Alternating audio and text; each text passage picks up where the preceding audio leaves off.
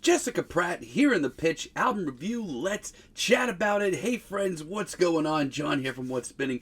Here tonight to chat about this latest album from Miss Jessica Pratt. She is a LA-based singer-songwriter. She's been at it for quite some time actually, and I'm gonna be honest, when I first was introduced to Jessica's music years ago, it did take me quite some time to really warm up to the sounds of her music, between the very raw analog recordings and her very unique voice. You know, her music wasn't, instantaneous to me, at first at least. Her self-titled debut, though, I did find it to be a very chilling, very hauntingly beautiful experience. I always thought it was a little bit too long for me, a little bit bloated at times, but I was, very mesmerized at certain moments. I definitely saw something to what Jessica was doing. If anything, I became a real fan with 2015's On Your Own Love Again.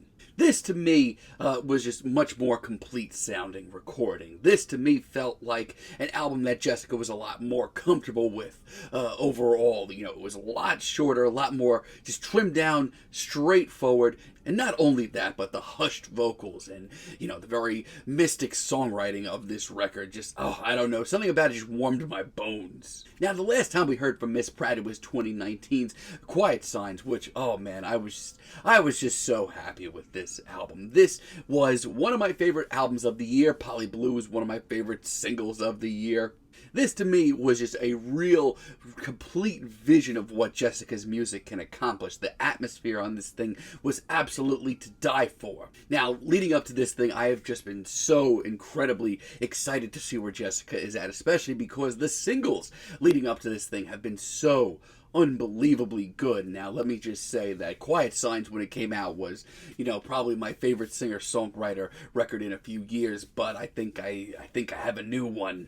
This album starts off with Life Is, and my God, this is just absolutely breathtaking. It's an absolutely charming, very intimate, old-school folk pop tune. I don't really know where Jessica is pulling this from, but I'm really glad she did. Now, there has always been a very retro, very throwback style to Jessica's music. Obviously, this is no different, but this is also a very different beast. I mean, yeah, we're getting a lot more added instrumentals throughout this track, a lot more than Jessica has worked with in the past. And yeah, that might actually be, a detrayer for this album for some.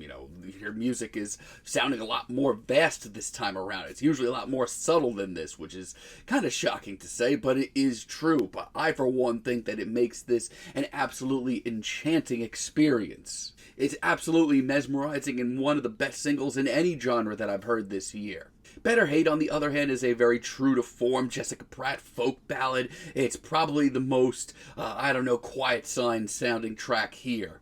If you've liked where she's at with her last few releases, definitely give this track a shot, but it's also a little different this time around. Jessica does spice things up just a little bit, especially in that added, very subtle sort of bossa nova funk in the background of this track. Add in some brass and you have another very vast-sounding track from Jessica, even though this is once again a very hushed, very quiet, very intimate recording. Something about this album it just grabs my heart and it doesn't let go. World on a String, another really great single dropped from this album.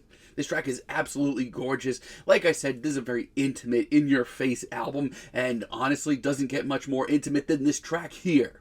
Jessica's vocals on this track, my God, they are heavenly. Add in some really subtle strings once again, and this track is really gorgeous. It is so simple, but so unbearably effective. Bellissima. Also, really a big fan of Get Your Head Out as well. I think what makes this album such an experience for me is Jessica knows just when to shift things up just a little bit. This track, once again, has the very, very hushed, very subtle sort of bossa nova influence in the background. It just sounds to me like Jessica is like hearing some very vibrant party from another dimension.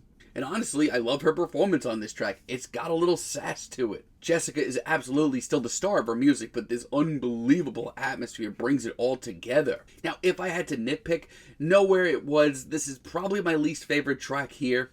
And it's honestly not even all that bad. I actually like the very freaky, sort of psychedelic folk backdrop that we get on this track. But if anything, it's Jessica's performance on this track that kind of deters me from enjoying this track. She just sounds not nearly as comfortable with this. Outside of that, though, let me tell you, I haven't been as enchanted by an album like this in quite some time. By Hook or by Crook is a very steamy, sort of late-night, loungy sounding tune. And honestly, as far as a track that's just immediate goes, look no further. Jessica's vocals on this track alone are just so easy to get lost in. It is absolutely stunning. Empires Never Know, really love this track as well. Even if it is a little straightforward, I will never turn down a Jessica Pratt piano ballad. And I love the subtle strings and the sound play on this track. I mean, the production on this whole record is absolutely divine.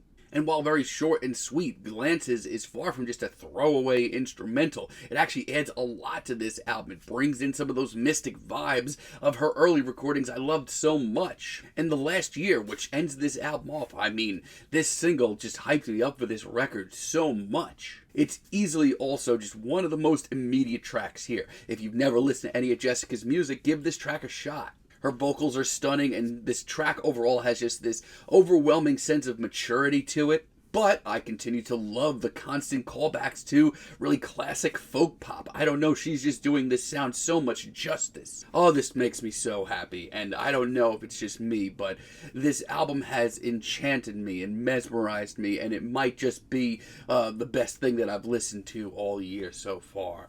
Yeah, I'm very confidently feeling a decent 9 on this album, but let me know what you all think down below. If you liked the video, be sure to give us a like, give us a subscribe, and let me know down below what you would like for me to chat about in the future. And until next time, have a great day, friends.